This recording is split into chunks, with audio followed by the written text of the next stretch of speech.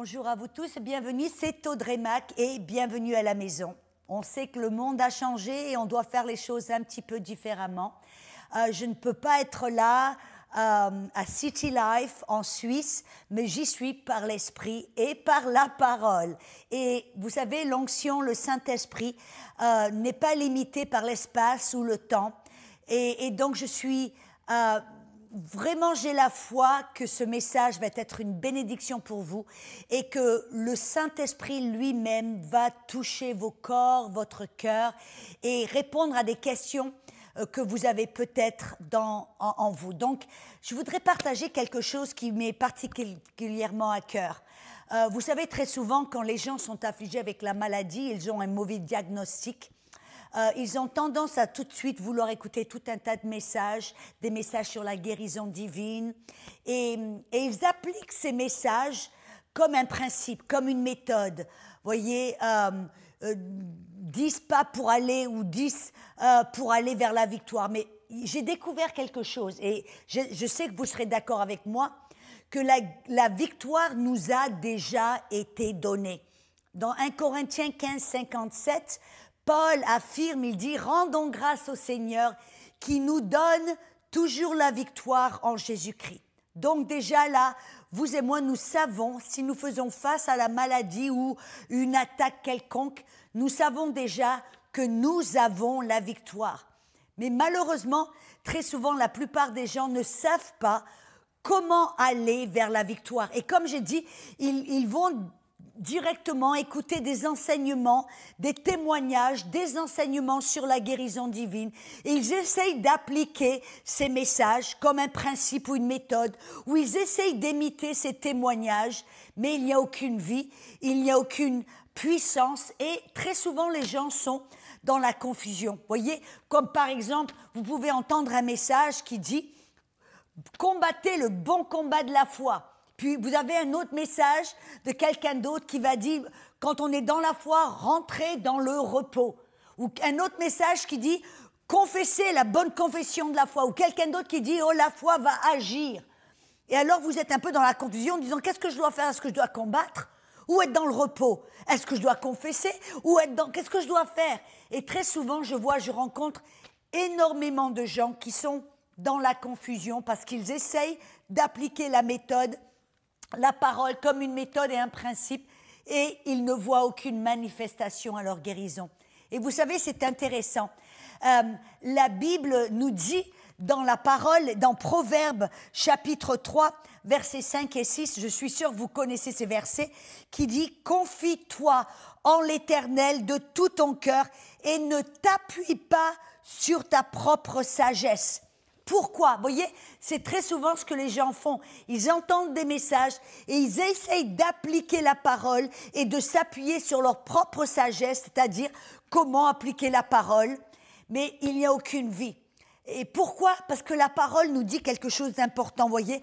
Dans Proverbe 14, verset 2, il dit « Il y a une voie qui paraît droite à l'homme, mais la fin, c'est la mort. » Pourquoi? Parce que la foi, comment vient la foi? La foi ne vient pas automatiquement d'une parole. Comme vous voyez souvent, les gens, qu'est-ce qu'ils font? Ils ouvrent la parole et ils cherchent un verset, mais il n'y a aucune vie, il n'y a aucune foi. Amen. Mais la foi vient de ce que l'on entend, et ce que l'on entend vient de la parole que Dieu vous donne au moment donné pour une situation spécifique.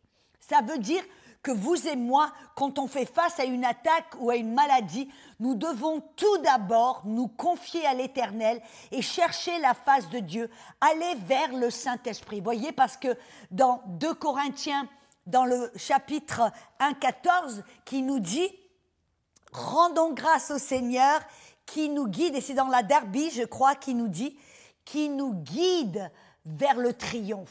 Vous voyez, la belle chose, c'est qu'en Jésus, nous pouvons rendre grâce parce qu'il nous a déjà donné la victoire. Cette victoire qu'il a accomplie sur la croix, cette victoire qui a été scellée quand il a ressuscité des morts et qu'il est sorti de la tombe, c'est une victoire que là, il nous a donnée. Mais ce n'était pas la fin des choses. Avant de partir, il nous a dit, je dois vous quitter afin de vous envoyer le Saint-Esprit. Et vous savez ce que la Bible nous dit dans Jean 14, 26, et je vais lire dans ce verset, qui dit, l'Esprit Saint, il vous enseignera toutes choses et il vous rappellera tout ce que je vous ai dit. Et dans Jean 16, versets 13 et 14, il dit, mais lui, le Saint-Esprit, il vous dira tout ce qu'il aura entendu, il vous annoncera des choses à venir, il prendra ce qui est à moi et il vous l'annoncera. Qu'est-ce que ça veut dire?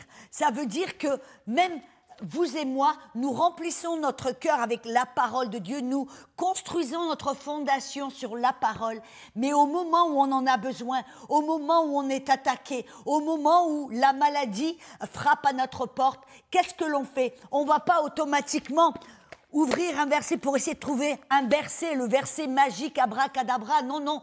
Qu'est-ce qu'on fait? On va vers l'Éternel, on se confie vers l'Éternel, on se tourne vers le Saint-Esprit qui, lui, sa mission ici sur la terre, c'est de nous enseigner toutes choses et de nous guider vers la victoire, de nous montrer un verset qu'on a mis dans notre cœur et de nous rappeler, de nous montrer, de nous guider, de nous parler, de nous donner cette parole, car quand c'est la parole, alléluia, que Dieu nous donne pour ce moment spécifique, pour cette situation spécifique, c'est cette parole, amen, qui va vous donner la foi. Rappelez-vous, Romains 10, 17, la foi vient de ce que l'on entend et ce que l'on entend vient de cette parole Réma que Dieu nous donne à ce moment-là. Vous voyez, je me rappelle, il y a à peu près une vingtaine d'années de cela, j'avais passé des années à vraiment me nourrir de la parole.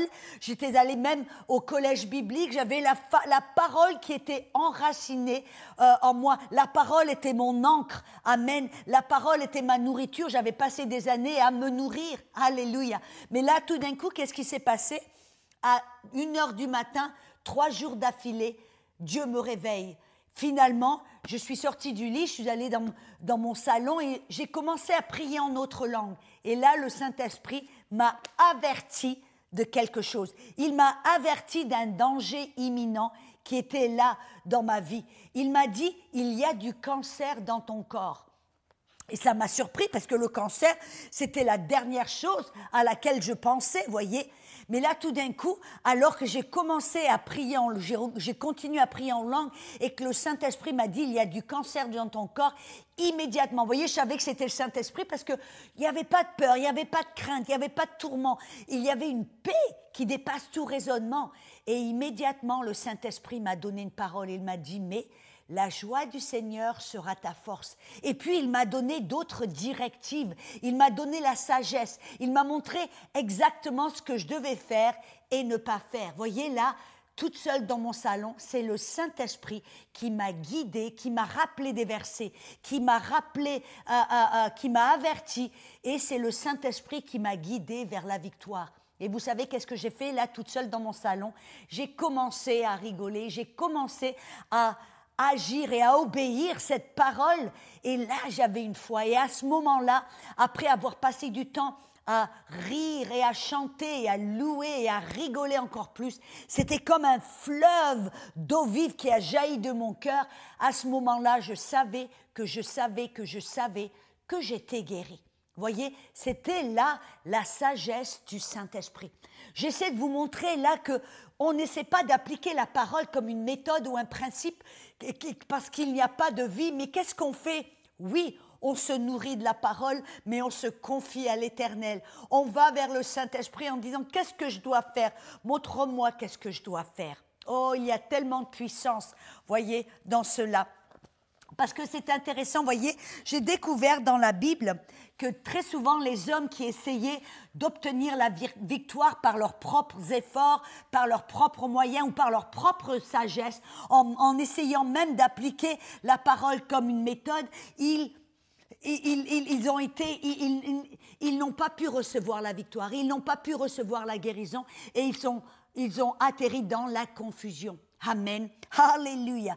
Et il y a un roi dans l'Ancien Testament qui s'appelle Asa. Et il dit qu'il fit le mal car il n'appliqua pas son cœur à chercher l'Éternel. Je veux vous encourager, quand vous faites face à la maladie, à une attaque, ça doit être la première chose que vous faites. Confiez-vous à l'Éternel, cherchez la face de Dieu, demandez-lui. Qu'est-ce que je dois faire? Guide-moi vers la victoire. Montre-moi, donne-moi un verset. Montre-moi ce que toi tu veux que je fasse. Montre-moi, éclaire-moi, donne-moi cette parole, Réma. Et vous pouvez le faire ça, en passant du temps dans la parole, en passant du temps dans la louange, dans des actions de grâce, en vous tournant vers Dieu. Oh, alléluia, c'est tellement puissant. Mais vous savez, il y a un autre verset dans 2 Chroniques 16, 12 qui dit qu'il y avait un roi. Amen. Même quand il a été déclaré malade, même pendant sa maladie, il ne chercha pas l'Éternel, mais il consulta les médecins. Et vous savez, très souvent, les gens disent, oui, je sais que d'aller chez le médecin, c'est un manque de foi. Non, non, non, je veux vous éclairer, je veux vous montrer quelque chose. Aller chez le médecin ou aller chez le docteur ou prendre des médicaments, ce n'est pas un manque de foi. Mais vous remarquez qu'est-ce qui s'est passé? Ce n'est pas qu'il est allé chez le médecin qui a déplu à Dieu, c'est qu'il a d'abord consulté les médecins avant d'aller et chercher la face de l'Éternel. Avant de consulter l'Éternel, il a consulté les médecins. Amen. Et voyez, parce que c'est en consultant l'Éternel que vous entendez une parole, que vous recevez la sagesse, que vous êtes guidé vers la victoire. Et ce que le Saint-Esprit vous montre, vous le faites. Et c'est là où la foi jaillit de votre cœur. La foi vient de ce que vous entendez. Et ce que vous entendez vient de la parole que Dieu vous parle, que Dieu vous donne. Que ce soit au travers d'un verset ou au travers d'un message ou au travers simplement d'un message que vous entendez, par exemple comme ce message-là, c'est là que la foi va jaillir dans votre cœur. Amen. Vous voyez, je me rappelle, moi, encore les premières années de mon mariage, il y a 20 ans, j'ai été attaquée dans mon corps avec la maladie à maintes reprises de différentes manières. Mais à chaque fois, vous savez ce que j'ai fait? Je me tournais vers l'Éternel. Mais cette fois-ci, pour une raison ou pour une autre, je l'ai fait différemment. J'étais chez le docteur pour faire un check-up normal et tout d'un coup, je ne sais pas ce qui se passait, j'ai commencé à sangloter dans le bureau du docteur.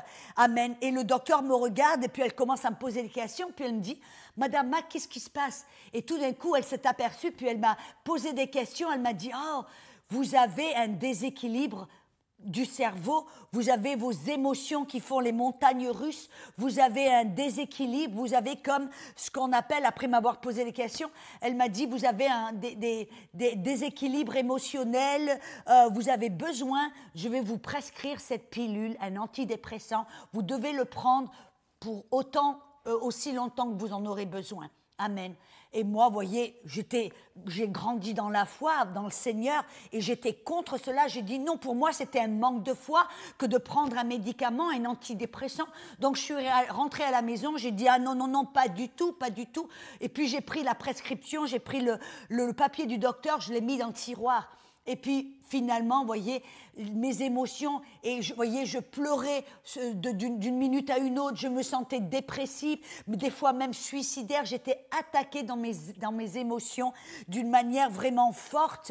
Et tout d'un coup, pour mon pauvre mari, n'est-ce pas, qu'est-ce que j'ai fait? J'ai dit, bon, je vais prendre ce médicament. J'ai pris ce médicament pendant quelques semaines et puis tout d'un coup, tout allait mieux. Et puis là, je me suis sentie meilleure et puis j'ai dit, OK, maintenant je vais arrêter ce médicament, je vais l'arrêter brut.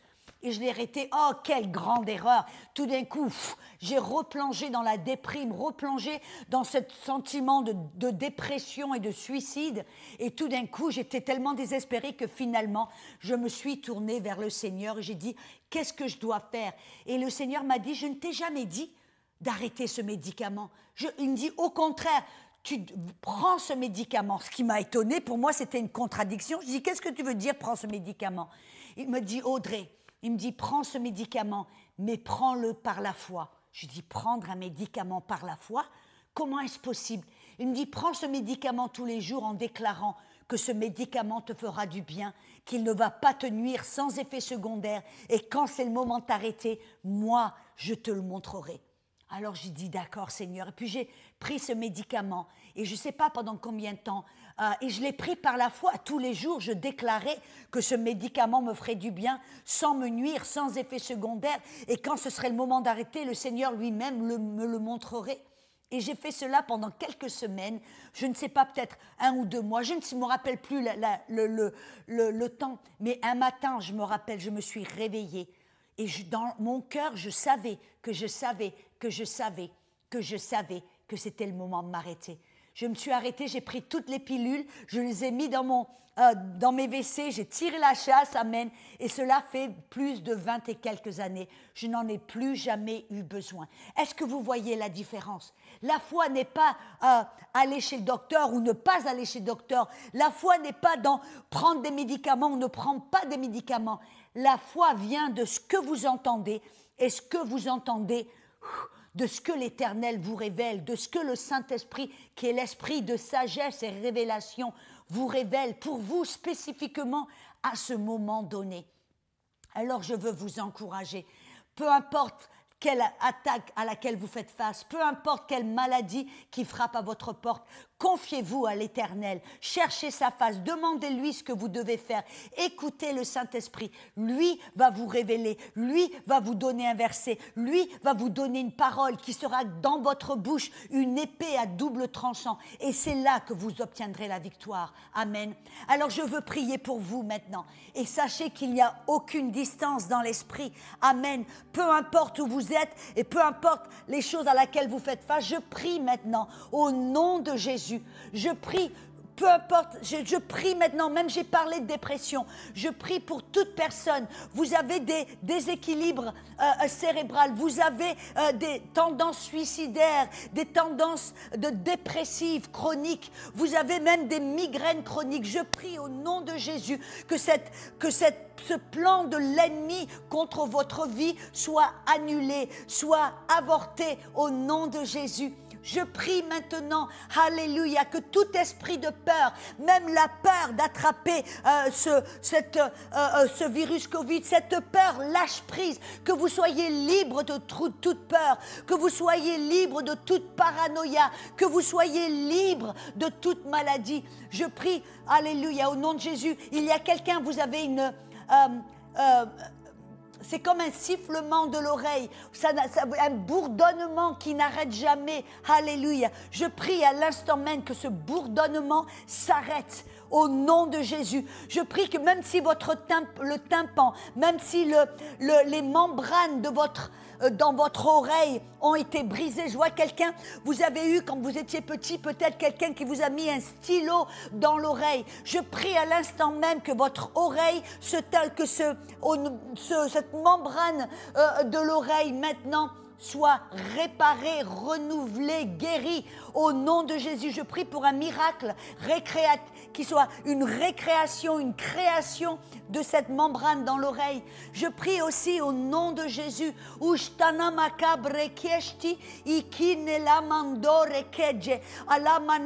y a quelqu'un, vous avez eu un accident de ski et votre genou, je ne sais pas si je pense que c'est le genou gauche, mais j'en suis pas sûre. Vous avez un genou, vous avez eu un accident de ski et vous avez une dislocation et vous avez tout d'un coup cette rotule qui a été endommagée et vous boitez, vous ne pouvez pas marcher normalement. Vous avez à chaque fois que vous agenouillez ou que vous pliez le genou, vous sentez une douleur aiguë dans votre genou. Je prie au nom de Jésus, maintenant que cette douleur s'arrête. Je prie pour que le cartilage, la rotule soit recréée. Je prie pour une création de tous les cartilages, les muscles, les tendons, les nerfs qui sont raccrochés à votre rotule, qui soient maintenant guéris. Commencez à plier le genou, commencez à vous agenouiller, à aller en haut, en bas, à monter les marches, à courir, à sauter. Alléluia. Je déclare que votre genou est guéri au nom de Jésus. Alléluia, alléluia. Oh sonne matare bande, ikine mane. Il y a quelqu'un, vous avez des allergies. C'est dans le je me rappelle plus du nom, mais c'est dans le nez et ça vous donne des mal de tête et toutes les années vous avez la même allergie. Vous avez peut-être des allergies avec le pollen, l'allergie avec les animaux, l'allergie avec tout ce qui circule dans l'air. Je déclare maintenant que ces allergies sont annulées, sont arrêtées au nom de Jésus et qu'elles ne reviendront plus jamais. Je vous déclare libre maintenant. Commencez à respirer. Commencez à respirer. Je déclare qu'il y a des personnes qui ont de l'asthme. Je déclare que l'asthme est annulé, que l'asthme est arrêté au nom de Jésus. Soyez guéris. Je déclare que vos poumons s'ouvrent, qu'ils sont guéris. Vous pouvez respirer. Commencez à respirer. Allez autour de la salle et commencez à courir au nom de Jésus. Et commencez à respirer à plein poumon. Car je déclare que l'asthme, cet agenda est annulé et que vous êtes guéris à l'instant même. Alléluia. Et s'il y a quelqu'un, vous avez le lupus, je ne sais pas comment on dit en français, c'est une maladie qui attaque votre système nerveux. Alléluia. Même la fibromyalgie, l'arthrite. Je déclare ces maladies annulées sur votre corps. Je dis maintenant, recevez votre guérison. Recevez votre guérison.